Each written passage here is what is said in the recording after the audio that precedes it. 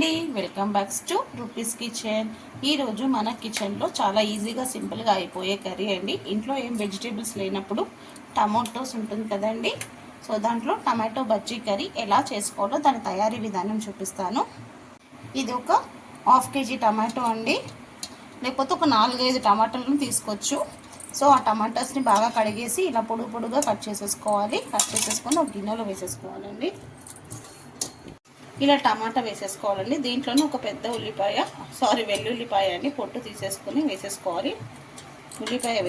వెల్లుల్లిపాయ వేస్తే చాలా మంచి టేస్ట్గా ఉంటుందండి. అలాగే కొంచెం కొత్తిమీర మంచిగా నీట్గా కడిగేసి దీంట్లో వేసేసుకోవాలి. ఒక 4 పచ్చిమిర్చి తుంచి వేసేసుకోవాలి.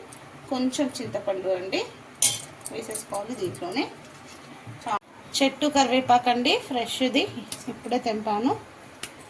ఇది కూడా తుంచేసి వాష్ చేసేసి వేసేసుకోవాలండి.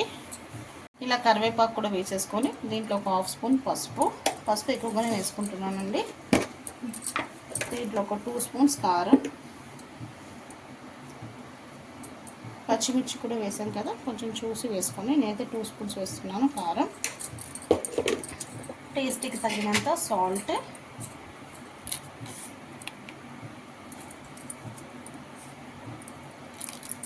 ఇప్పుడు గ్యాస్ మీద పెట్టేసుకోవాలండి. పెట్టేసుకొని బాగా టమాటాలంతా బాగా మెత్తగా అయ్యే వరకు కుక్ చేసుకోవాలి. నేను దీంట్లో ఇంకా వాటర్ కూడా యాడ్ చేయలేదండి.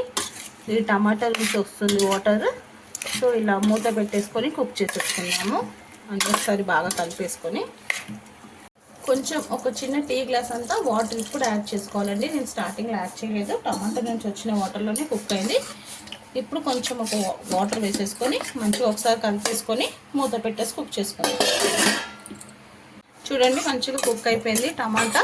ఇప్పుడు దీన్ని ఇప్పుడు గ్యాస్ ఆఫ్ చేసేసుకోవాలండి. గ్యాస్ ఆఫ్ చేసేసుకొని దీన్ని మంచిగా ఇలా స్మాష్ చేసేసుకోవాలి టమాటోని. ఆల్రెడీ మనం దీంట్లో సాల్ట్ వేసాము, ఒకసారి చెక్ చేసుకుందామండి సరిపోయిందో లేదో అని.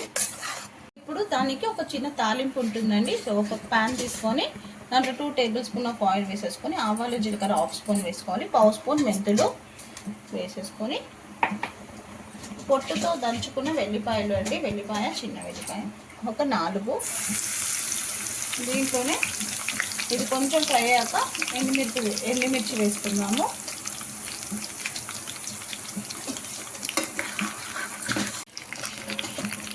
ఇది కొంచెం కలర్ చేంజ్ అయ్యాకనే 4 ఎండుమిర్చి అండి వేసుకొని ఇది కూడా బాగా ఫ్రై చేసేసుకొని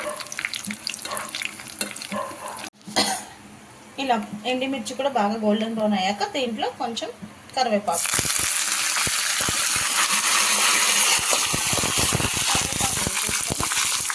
వెంటనే ఈ బజ్జీ కర్రీలో వేసేసుకోవాలి. టమాటో బజ్జీ కర్రీలో వేసేసుకొని బాగా కలిపేసుకుందామండి.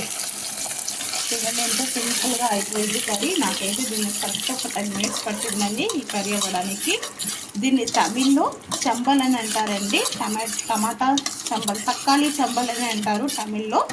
సో ఇది ఇడ్లీకి దోశ కూడా చాలా అంటే చాలా బాగుంటుంది.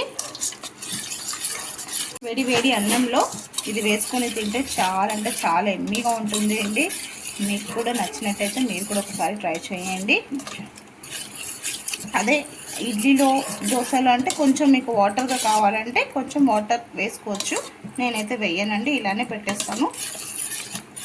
అయిపోయిందండి, ఇంకా డిష్ అవుట్ చేసేసాను. టమాటో బజ్జీ కర్రీ తక్కాలి చంబల్ రెడీ అయిపోయిందండి. ఇంకా ఎందుకండి లేట్, మీకు కూడా నచ్చినట్టయితే మీరు కూడా ఒకసారి డెఫినెట్గా ట్రై చేయండి. వీడియో ఎక్కడ స్కిప్ చేయకుండా ఫుల్ వీడియో చూడండి. చూస్తున్నారు కానీ లైక్స్ ఇవ్వటం లేదండి, ప్లీజ్ చూసి లైక్స్ ఇవ్వండి.